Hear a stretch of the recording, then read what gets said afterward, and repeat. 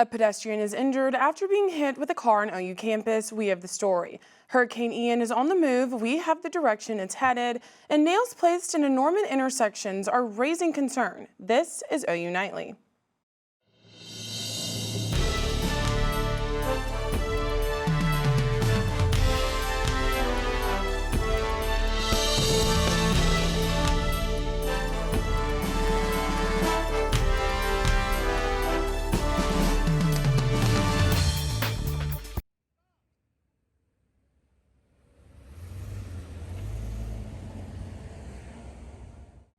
Emergency crews in the heart of campus this afternoon. Thanks for watching OU Nightly. I'm Roddy. And I'm Amaya Ward. We begin tonight with breaking news. Firefighters in an ambulance were at the corner of Lindsay and Asp this afternoon after someone was hit by a car. OU Nightly talked to witnesses at the scene as the person was being loaded into an ambulance. I'm shocked. I was when it happened, my jaw dropped a little bit, did I really see this? So then I started kind of running over to assist because she wasn't moving at all. Yeah. We've reached out to OU police about the person's condition, but have not heard anything back. And Hurricane Ian is still on the move, making a second landfall northeast of Charleston, South Carolina this afternoon. Meteorologist Peyton Galyean is tracking the storm. Peyton, what's the latest? Well, Amaya, today Hurricane Ian made its third landfall just in South Carolina. We watched the first one down in Cuba, the second one in the Florida Peninsula. Ian made its way back into the Atlantic Ocean, regained strength to a Category 1 hurricane before making landfall near Myrtle Beach, and it's going to continue to push up the East Coast. So coming up in Maine weather, I'm going to talk about the storm surge impacts, break down what storm surge means, the drought update here in Oklahoma, and your game day forecast. Thanks, Peyton. Hurricane Ian left a path of destruction in Florida. Officials say at least 42 people have been killed. Ivan Rodriguez has the latest. Some of these images that you're showing me, it's the first time I've seen them. It's pretty emotional for me. 2 days after Hurricane Ian slammed into Florida's southwest coast, and many are only just beginning to grapple with the damage and devastation left behind. Being so hardworking honestly doesn't matter. It just is destroyed and it's ruined. And then you have to start all over again. And honestly, where do you start? How do you start in this? Millions are still without power and others still with no access to clean water. It looks like a bomb went off here, to be honest with you. It's beyond what I thought was capable of happening. Hundreds have had to be rescued so far, plucked from roofs and partially submerged cars. Those on islands like Sanibel cut off from the mainland after the causeway collapsed, needing rescue by helicopter or boat.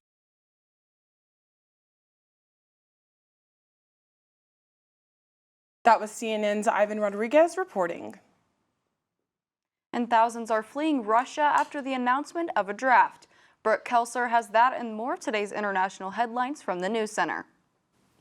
Yes, at least 10,000 Russian citizens are leaving through the Georgia border since the announcement was made on September 21st. Both women and children are going through the Lars borders, but also fighting-age men who fear being drafted into combat are leaving their hometowns. All citizens share the feeling of uncertainty and not knowing what is going to happen next.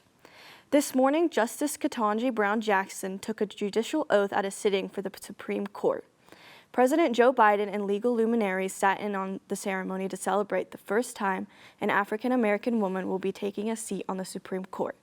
Jackson will face multiple cases where race plays a dominant role in the upcoming term. There is a new treatment for ALS that was provided by the Food and Drug Administration. The oral medication, Relivrio, can be taken alone or with other treatments as well. This announcement is a step in the right direction, but there are still speculations on if it works. It was a part of a small Phase 2 trial and was announced ineffective before they changed their minds this month. And the Dow Jones Industrial Average suffer its worst months since March 2020. Amaya and Bella, back to you. Thanks, Brooke. Make sure you stick around to find out what is causing so many flat tires here in Norman. And a group of our own wanted to see if they had what it takes to be a Sooner. Find out what they did later in Big Friday Sports.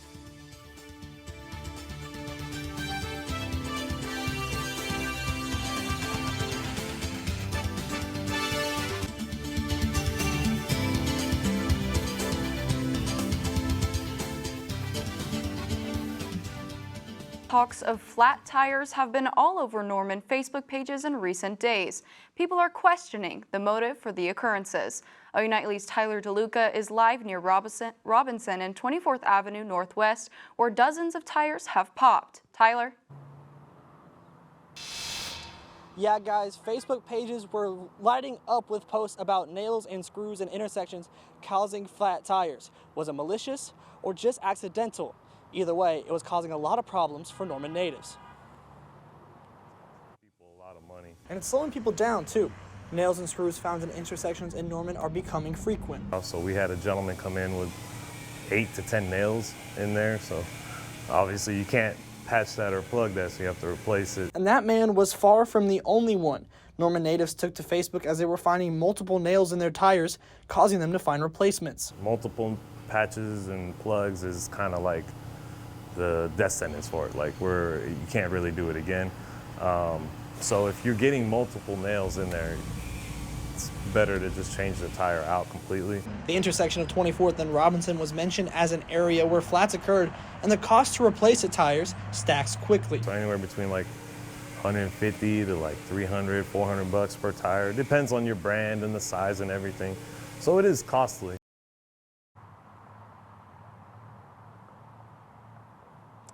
The Norman Police Department is aware of the posts on social media, but has yet to see any direct sign of intent. Reporting live here in Norman, Tyler DeLuca, OU Nightly. Thanks, Tyler. OU sororities are taking it one stretch at a time right here on campus. Find out what activity brought all 11 organizations together coming up. And it's been pretty dry here in Oklahoma. Peyton, are there any chances we're going to see any rain soon? Well, unlike the East Coast where they are getting torrential downpours due to Hurricane Ian, that is not the case for us here in Oklahoma. Find out how long into the month of October until we see rain.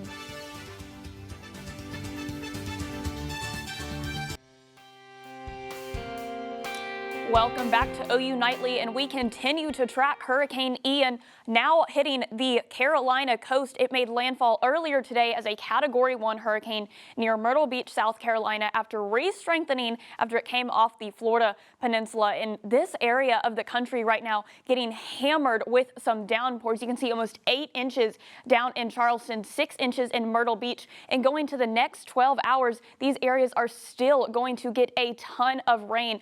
Up to an additional 5 inches can fall in inland northern and southern Carolina.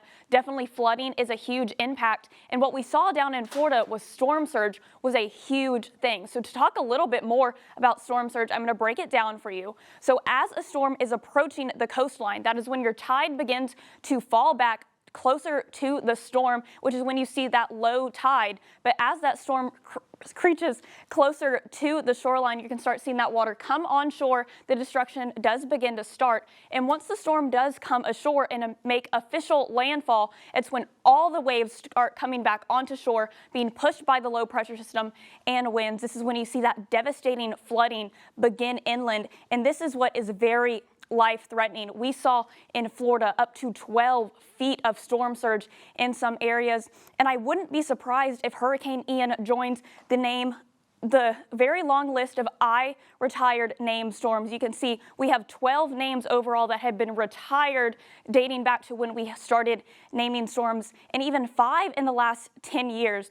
I myself grew up along the Houston coast impacted by Hurricane Ike, so I am feeling for these people in Florida and the Carolinas. Back here in Oklahoma, 82 degrees. Here in Norman, very warm, very dry. That is going to stay the case for the next few weeks. Dry conditions still across the state of Oklahoma, 96% of the state in a drought. And guys, it has been almost a month without measurable rainfall, and that's going to be the case for another few weeks. But if you find yourself in the Lone Star State, I forgot we're playing TCU this weekend. I'm cheering on the Sooners, but wearing purple. It's going to feel like fall in the tailgate time, but throughout the game, we are going to warm up into the 80s. And I guess you could say fall has arrived because we're no longer in the 90s. We're dripping down into the lower 80s, come 70s next week with lows back in the 50s. Guys, we're starting to get those cooler temperatures in the month of October.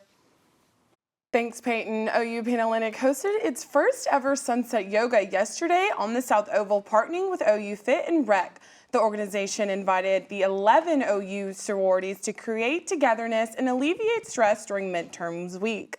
For more information on events hosted by OU Panhellenic, students can visit the OU Panhellenic Instagram and website page. The Sooners are headed down to the Lone Star State. That's right, Amaya. Brooklyn Sweet is here in the studio to kick off Big Friday Sports. That's right. We cover the OU TCU game top to bottom. Trust me, you're not going to want to miss this.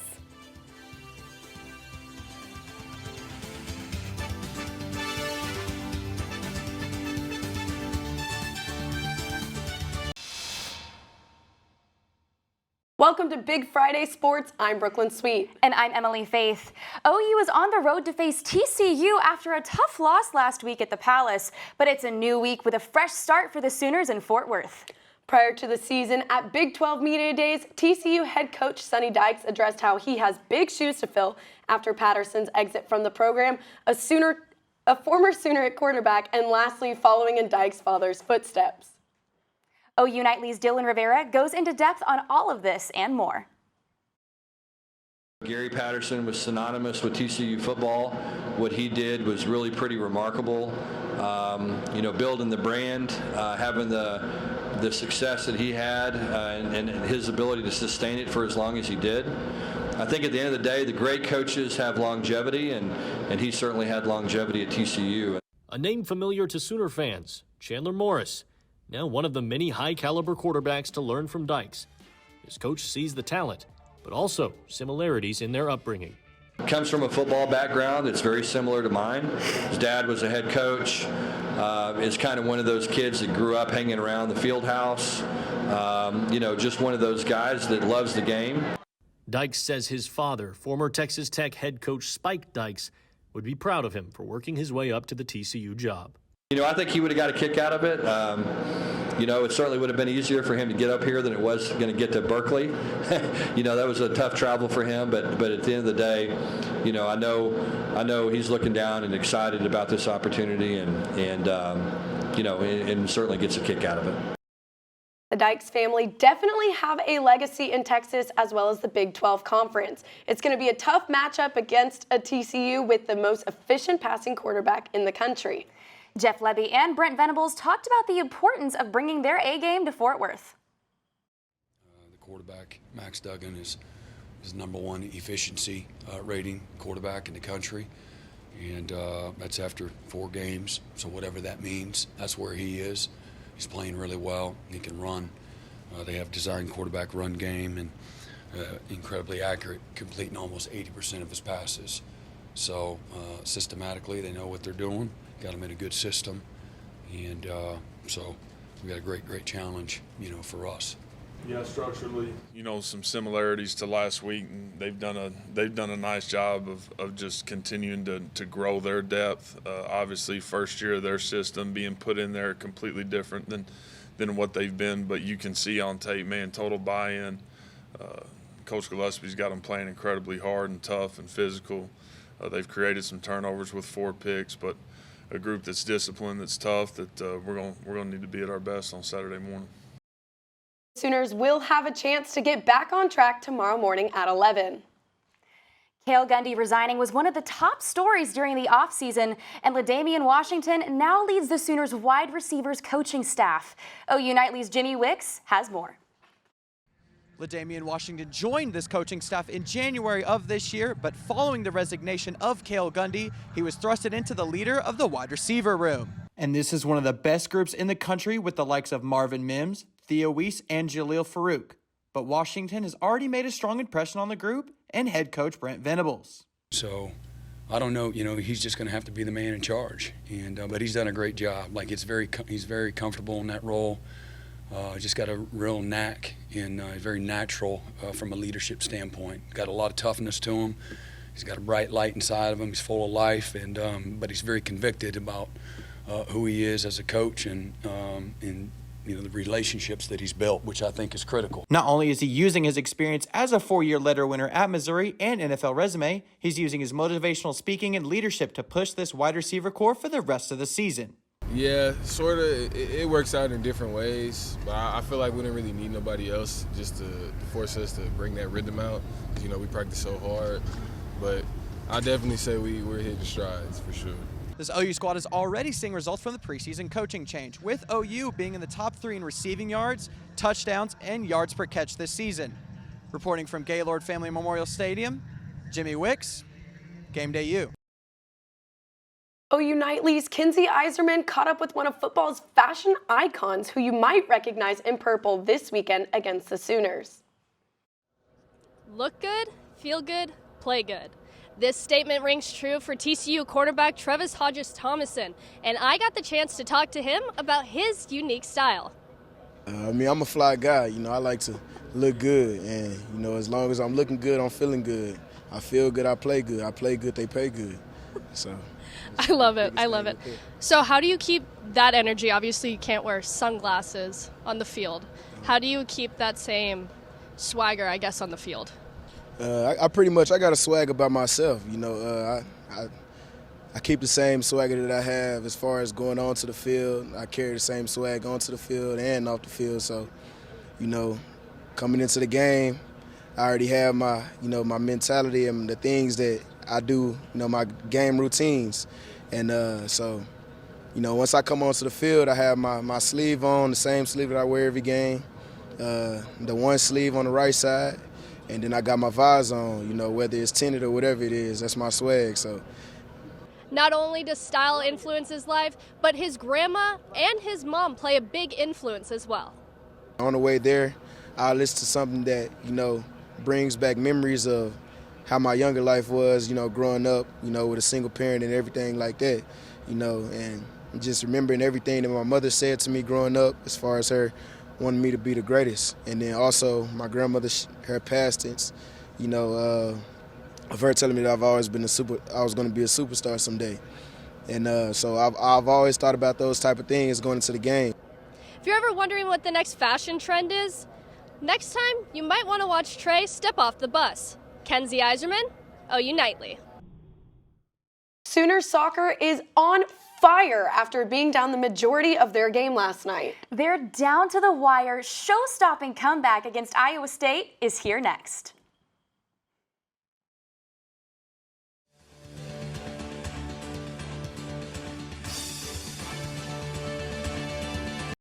Welcome back to Big Friday Sports. We know our Game Day U experts can talk the talk, but we put them to the test to see if they have what it takes to walk on at Oklahoma football tryouts. Jimmy Wicks, 6'1", about 185, and I'm trying out for quarterback. It's Tyler DeLuca. I'm a Game Day U reporter. I'm about 5'8", 5'9" on a good day, give or take 170 pounds, and I haven't played football since 5th grade. Parker Abels, I'm a Game Day U host. I'm 6'2", 170 most of the time, and last time I played football was in 8th grade. My name's Dylan Rivera. I'm 5'11", 150 pounds. Last time I played football was 6th grade. So many Tulsa legends that came out, Robert Spears Jennings, Andrew Rain, Jaden Rowe, Jeffrey Williams, Steve Largent, Dax Hill, Justice Hill, Nolan Richardson, Tubby Smith, John Stark, Quick Tillis, Felix Jones, Dallas Keuchel, Bill Goldberg, and I'm just trying to be like them. I'm scared. I was like, how do you even start? I don't even know. Woo!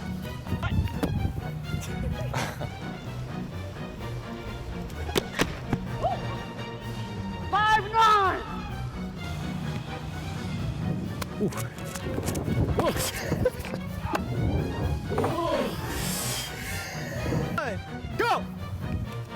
False start. I'm not tired at all either, so I'm ready to do it again if I need to. Coach Venables, watch out for me there. You see that, Reggie? No, I didn't. I thought I had a pretty good performance today. I don't think this ground is far enough for me to really show my arm talent. I definitely have some tape from my Huddle account that I will be promptly sending to Coach Venables himself. Make the team? Yeah, they didn't put us through any O-line drills, and clearly, that's what I'm best fit for. Watch my step. See? I think I'm gonna be expecting a call from Coach Venables after this. Parker, this wasn't real tryouts, right? What? I think you guys could definitely be the next best OU starting bench warmers. But let's kick it over to OU Nightly's Brigg Bates, who saw some real football stars in the making. That's right, Brooklyn. Norman North hosted Broken Arrow in high school football on Thursday night in what turned out to possibly be the game of the year. Norman North came out swinging in 6A District 1 matchup against Broken Arrow. Super Cam 6 Killer was on fire on the ground and in the air, combining for 5 touchdowns and 406 yards of offense. The Timberwolves took a staggering 50-28 lead over the Tigers, and many thought the game was over. But Broken Arrow unleashed their inner eye of the Tiger with a monster second half, tying the game up 50-50, sending it to OT.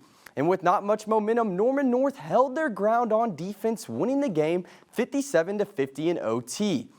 Emily, Brooklyn, I almost left at halftime. What a mistake that would have been. Well, last night, OU women's soccer kept their 6-game win streak alive, with all 3 goals scored in the last 7 minutes of the match. The Sooners currently sit as the Big 12 frontrunner after their conference win against Iowa State at home. Oklahoma welcomes Texas Tech this Sunday at 1 p.m. And the Bengals' 27-15 win last night was overshadowed by Dolphins quarterback Tua Tagovailoa's injury in the second quarter. Second-string QB Teddy Bridgewater entered the game, but the Dolphins failed to come back. Joe Burrow threw for a long touchdown in the second to give the Bengals the lead and ultimately secured the win in the fourth quarter. But the Dolphins announced that Tua's discharge post-game. Thanks for watching OU Nightly. I'm Emily Faith. And I'm Brooklyn Sweet. Make sure to tune in weekdays at 4:30 live from Gaylord College at the University of Oklahoma. Happy game weekend and Boomer Sooner. Good night.